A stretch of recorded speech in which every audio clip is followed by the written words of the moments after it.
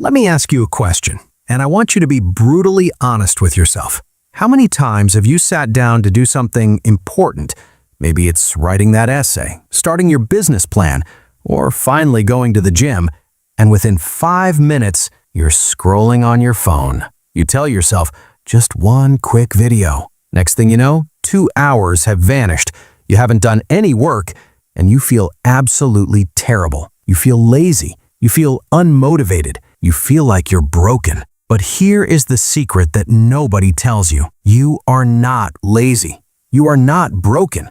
Your brain has simply been hijacked. What if I told you there was a biological switch in your head, a literal chemical hack that can flip your motivation on command? Imagine if doing the hard stuff felt just as exciting as playing video games or binge-watching Netflix. Imagine waking up excited to grind. By the end of this video, you are going to have the exact blueprint to rewire your brain's reward system so that success becomes automatic. But you have to listen closely. We are going to cover 3 steps, but the final, third habit is the absolute key. It is the missing link that 99% of people ignore. If you miss that last step, the first 2 won't work, and you will slide right back into your old habits. So stick with me, because we are about to fix your life. Let's dive in. Step 1, the friction audit. Friction is simply the amount of effort required to do something. Right now, your bad habits have 0 friction. Your phone is in your pocket.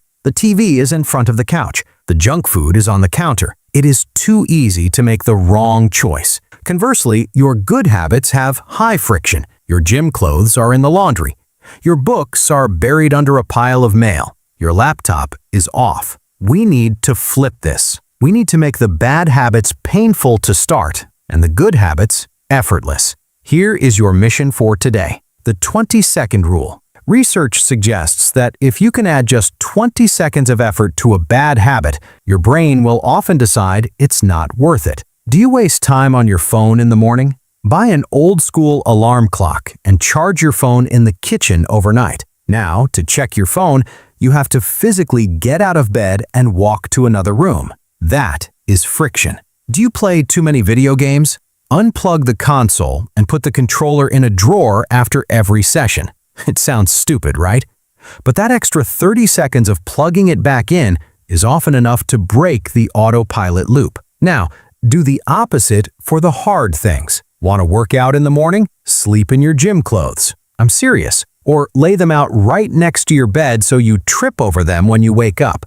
Want to write a book? Leave your laptop open to the writing page before you go to sleep, so it's the first thing you see. By lowering the barrier to entry for hard things, you stop relying on willpower. Willpower is a battery, and it runs out. Friction is a structure, and it lasts forever. But friction alone isn't enough if your brain is still screaming for that high stimulation fix. We need to go deeper. We need to starve the enemy. Step 2, the dopamine detox. This is the part where everyone gets scared. They hear dopamine detox and think they have to go live in a monastery, stare at a wall, and never have fun again.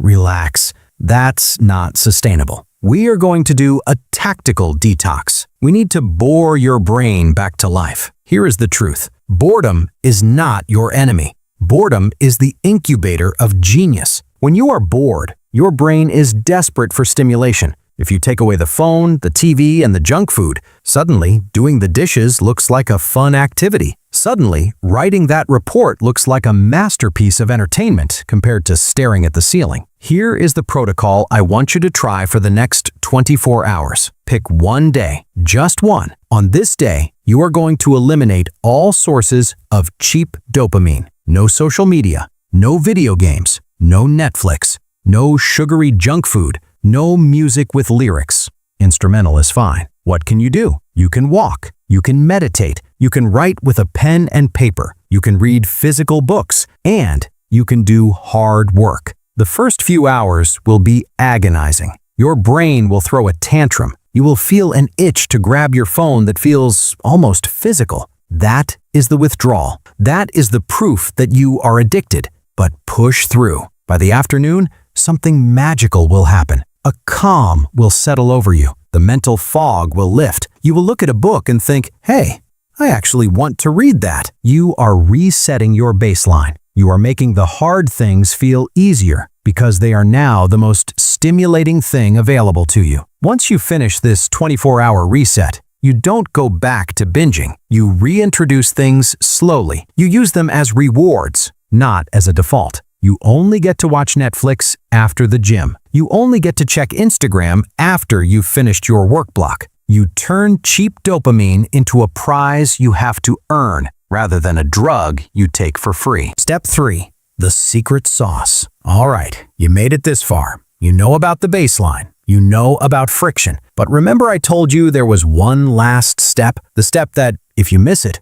everything falls apart? This is it. This is the mindset shift that separates the top 1% of achievers from everyone else. This is a concept heavily discussed by neuroscientists like Dr. Andrew Huberman. You must learn to attach dopamine to the effort itself, not the result. Most people think, I will work hard now so I can get the grade, money, six-pack later. They are focused on the outcome. The problem is, the outcome is far away. The effort is right now, and the effort hurts. If you only spike your dopamine when you finish the goal, the entire journey feels like torture. You have to trick your brain into enjoying the pain. You have to subjectively reward the friction. When you are in the middle of a hard study session and you feel that urge to quit, but you keep going, you need to tell yourself in that exact moment, I am doing it. I am winning. This pain I feel, that is weakness leaving the body. That is my brain growing. You have to hype yourself up during the struggle. Why? Because you can control the effort. You cannot always control the result. If you can train your brain to release dopamine because you are doing something difficult, you become unstoppable. You stop looking for the easy way out. You start hunting for the hard way because you know the hard way gives you that rush of, I am conquering this. Don't listen to music to distract yourself from the pain of running. Focus on the pain and tell yourself, this is me getting stronger. This is the ultimate hack. When you learn to love the friction, you no longer need willpower. You become a machine that consumes difficulty as fuel. The harder it gets, the more excited you become. That is how Elon Musk works. That is how Kobe Bryant worked. They didn't just want the trophy. They were addicted to the grind. So here is where you stand. You realized your brain has been hijacked by cheap dopamine, turning you into a zombie who chooses scrolling over success. You know that by increasing the friction of bad habits and lowering the friction of good ones, you can automate your day. You know that a tactical detox can reset your baseline, making hard work feel fun again. And most importantly, you know that the ultimate key is to celebrate the struggle, not just the victory. So here is my challenge to you. Do not just close this video and click on the next recommended video in the sidebar. That is the trap. Stop. Put your phone down. Turn it off for 1 hour. Pick one hard task you have been putting off for weeks. Just one, and do it. Not for the reward, but to prove to yourself that you are the one in control of your brain, not the algorithm. You have the tools.